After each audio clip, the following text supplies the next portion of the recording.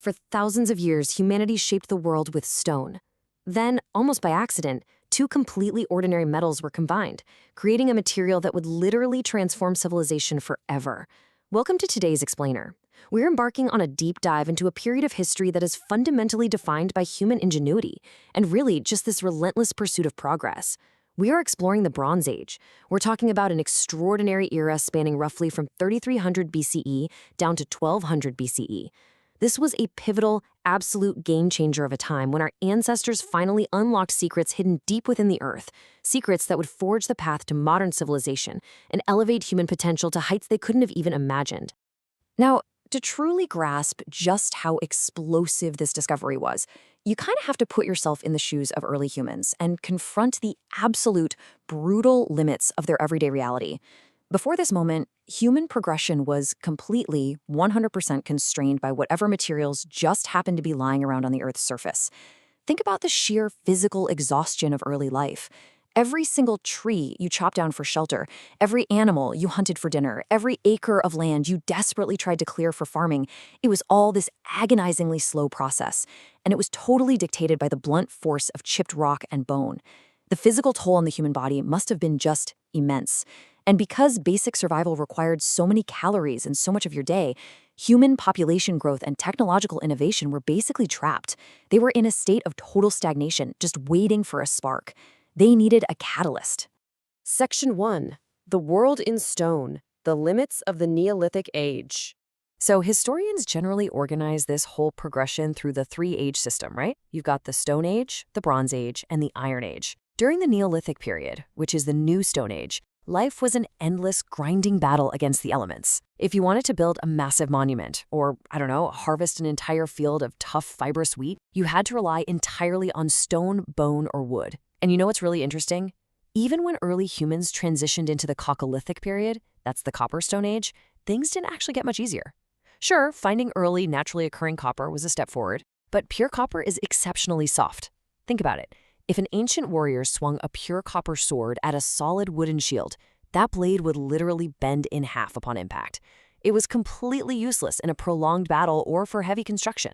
Humanity was desperate. We desperately needed a better, significantly harder material to overcome the immense physical challenges of surviving in a pretty unforgiving world. Section 2. The Spark of Alchemy. Copper meets tin. The actual science behind the discovery of bronze is a story of brilliant, almost unbelievable technological leaps. Early humans had these Neolithic pottery kilns that they used to fire clay, right? And these kilns could reach sustained temperatures of at least 900 degrees Celsius. Well, by pushing these kilns to their absolute physical limits, ancient smelters eventually figured out how to extract metals directly from rocky ores. Now, copper melts at 1,085 degrees Celsius, while tin melts at a much lower 232 degrees. But the real magic, the true, literal alchemy of this era, happened when someone decided to combine them. Think of the bronze-making process kind of like baking bread. If you have a bowl of dense, heavy flour, adding just a tiny little packet of yeast fundamentally changes the entire chemical structure, transforming it into something completely different. When you take soft, abundant copper and mix in roughly 10% of highly prized, extremely rare tin, the tin atoms physically lock the sliding layers of copper atoms securely into place. You are taking two relatively weak ingredients and baking them into an entirely new, almost unbreakable superpower. You get the bronze alloy. So you might be wondering, why was an alloy so revolutionary? Why did this specific combination completely upend human history? Well, the answer lies in the fundamental, almost magical transformation of the material's properties. By alloying copper with tin, the bronze you get is exponentially harder and wildly more durable than either of the parent metals on their own. It holds a remarkably sharp edge for a really long time, plus it absolutely doesn't shatter when you strike it against something hard, which was a huge problem with brittle flint or obsidian. But best of all, it gave humans, for the very first time ever, a reliable, durable material that could be melted down as a liquid and cast into literally any complex shape imaginable. This wasn't just a minor improvement, it was a total outright defiance of the natural limits of the Stone Age. Section 3. The Bronze Revolution, transforming everyday life. And that brings us to the revolution itself. This unstoppable new alloy changed the very fabric of everyday life. With bronze, the impossible suddenly became possible. A farmer wielding a newly cast bronze axe could suddenly clear vast, dense forests for the very first time. They were turning untamable wild landscapes into sprawling, fertile farmland. Bronze sickles could harvest those crops incredibly fast, and bronze-tipped plows could break through the absolute toughest, driest soil. This meant massively more food could be grown with far less manual labor, which directly triggered a massive population boom. We also start to see the rise of incredibly intricate elite craftsmanship. This is particularly true in ancient China, where immense, highly prized ritual bronze vessels became the ultimate, indisputable symbols of divine and earthly power. However, and this is a crucial caveat, it's vital to remember the reality of the ancient economy here. Bronze was incredibly expensive to produce. It was so rare and so valuable that ordinary farmers often still had to rely on stone tools, or they would just endlessly recycle and melt down whatever tiny leftover scraps of bronze they could manage to get their hands on. Section 4. The Wildfire of Empires Accelerating Human Progress. Let's slow down for a second and just look at the massive domino effect this created. It totally accelerated the growth of the world's most famous early civilizations. Better bronze tools meant a massive surplus of grain and food, right? And a massive surplus of food meant that for the first time in human existence, not everyone had to spend all day farming just to survive. This allowed for the emergence of specialized workers. We're talking artisans, builders, professional soldiers, and politicians. This newfound wealth led directly to centralized governments and the rise of powerful sprawling kingdoms. Over in the Near East, Mesopotamia saw the rise of Sumer and the brilliant invention of cuneiform script, which they literally needed just to track all this new wealth. Ancient Egypt developed its mighty centralized monarchy and started carving beautiful hieroglyphs into stone. The Indus Valley burst onto the scene as a highly advanced, mathematically precise urban civilization, while ancient China mastered unparalleled metallurgical arts. Because society was suddenly exponentially more productive, humanity finally had the free time and the resources to develop early practical writing systems, lay the foundations for astronomy, formulate written law codes, and create complex social classes. Bronze was absolutely the catalyst for the whole shebang. Section 5. The First Global Economy. The Search for Rare Tin. But, of course, there was a catch to all this unprecedented growth, and it was a monumental one. The extreme rarity of cassiterite, which is the primary ore for tin, birthed the first truly international long-distance trade networks. You see, tin was basically the crude oil, or maybe the silicon microchip, of the ancient world. It was a critical, high-tech resource that totally dictated global power dynamics.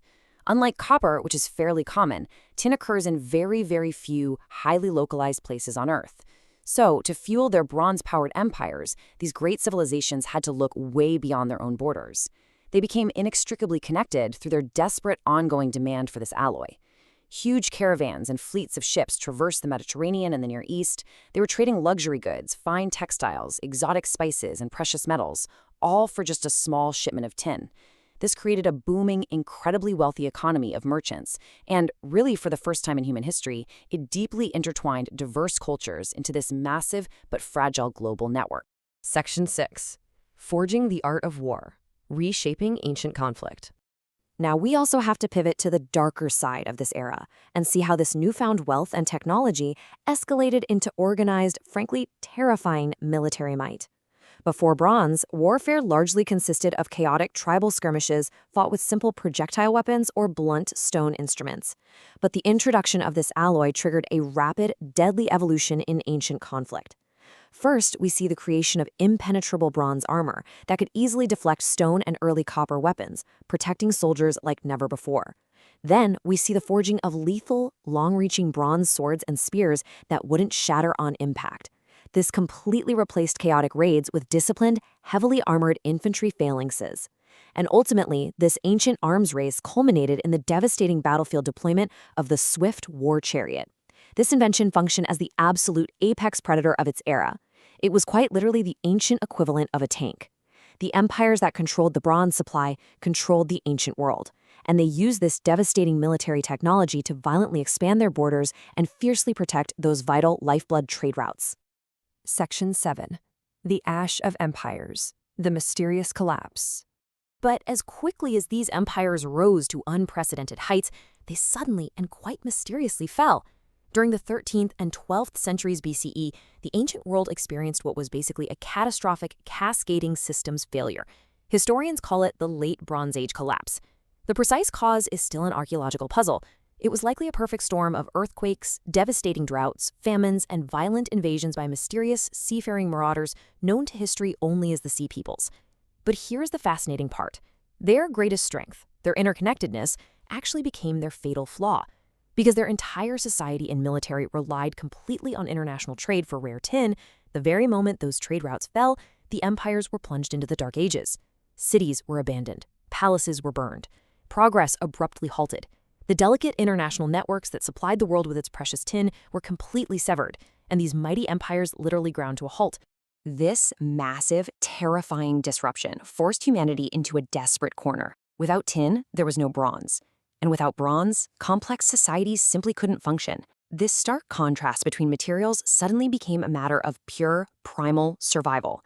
Bronze was far easier to smelt, sure, but it relied entirely on a fragile, easily broken imported supply chain.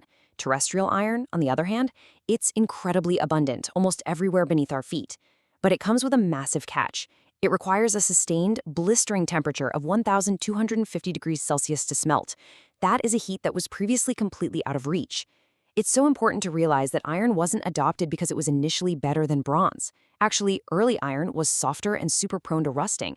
It was adopted out of pure, desperate necessity because the tin had simply run out. The sudden loss of their greatest material forced ancient engineers to innovate. They had to figure out how to master those incredibly high temperatures, which ultimately set the stage for the Iron Age and a grittier, entirely new chapter of human technological evolution. Ultimately, the story of this era leaves us with a really profound truth. Bronze wasn't just a stronger metal, it was the absolute foundation of a new world. The Bronze Age teaches us that the resources we pull from the earth actively dictate the types of societies we are capable of building. By combining two ordinary stones in a hot kiln, our ancestors sparked a revolution that gave us writing, global trade, monumental architecture, and the very concept of civilization itself. I really hope this explainer has sparked your curiosity about the incredible and sometimes desperate lengths humanity will go to in order to build a better world. It leaves us with one final fascinating question to ponder.